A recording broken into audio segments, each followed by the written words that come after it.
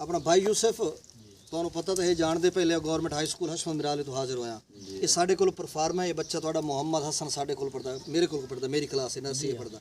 ਬਾਕੀ ਜਿਹੜਾ ਕੁਝ ਮੈਂ ਪੜਾਇਆ ਉਹ ਤੁਹਾਨੂੰ ਹੁਣ ਚੈੱਕ ਵੀ ਕਰਾਇਆ ਸਮਝ ਆ ਰਹੀ ਹੈ ਔਰ ਬਕਾਇਦਗੀ ਨਾਲ ਬੱਚਾ ਵਹਿੰਦਾ ਅਸਾਂ ਹੁਣ ਇੱਕ ਪਰਫਾਰਮਾ ਗਵਰਨਮੈਂਟ ਇੱਕ ਸਰਵੇ ਫਾਰਮ ਸਾਨੂੰ ਆਖੇ ਕਿ ਡੇਂਗੀ ਮੱਛਰ ਦੇ ਹਵਾਲੇ ਨਾਲ ਤੁਸੀਂ ਸਾਨੂੰ ਇੱਕ ਰਿਪੋर्ट ਦਿਓ ਭੇਜੋ कि कितना उत्थे मसाइल हैं डेंगी मच्छर वाले मच्छर इतना मोहलिक हो चुका ना ये हुण डांग मारे ना इस नाल अमवात होंदी पईयां लोग फौत होंदे पे पहले तो होंदा है ना तेज़ मलेरिया बुखार हो जाना हुण इंतहाई खतरनाक ये साडी रिस्पॉन्सिबिलिटी साडी जिम्मेदारी है कि मतलब असां गवर्नमेंट नूं आगाह करां कि इत्थे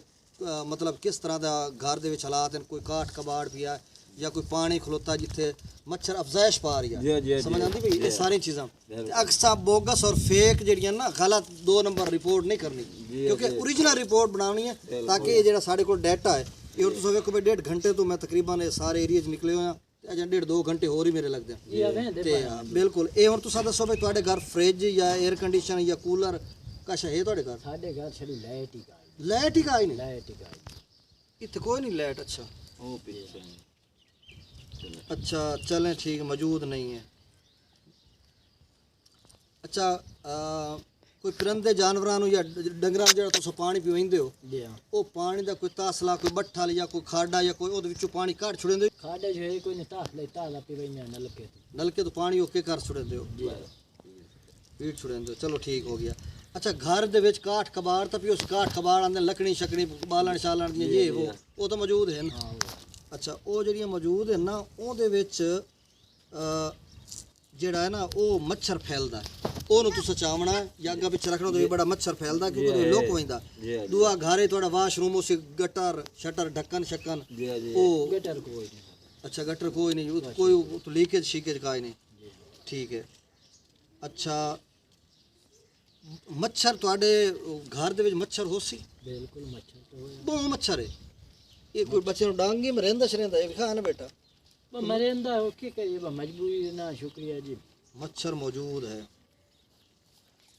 गवर्नमेंट ਨੂੰ स्प्रे करना चाहिए ना अच्छा जी ਤੁਹਾਡੇ घर टैंकी पानी ਦਾ ਵਿੱਚੋਂ ਕੋਈ ਪਾਣੀ ਵਗਦਾ ਰਹਾ ਵੈਂਦੋ ਵੇ ਟੈਂਕੀ ਚੋਂ ਲੀਕ ਸ਼ੀਕ ਹੋ टैंकी शोध का ये अच्छा चलो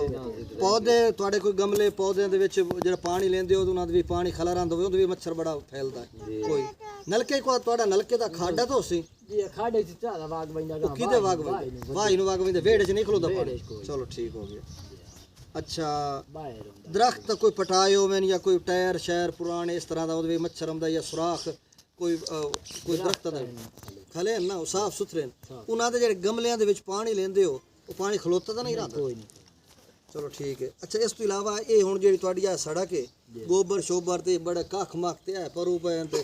इस ते मच्छर तो नहीं होंदो सी बिल्कुल साफ जाहिर बड़े पैमाने पे मच्छर मौजूद है हैं बड़े पैमाने पर मच्छर मौजूद है चलो ठीक है एक तो तुसा अंगूठा लाओ शा अपना ए मोहम्मद यूसुफ बेटा रहा तू अपना ला अगले साल तू हुण जे लिम से ना तू ना लिखनी हो वैसे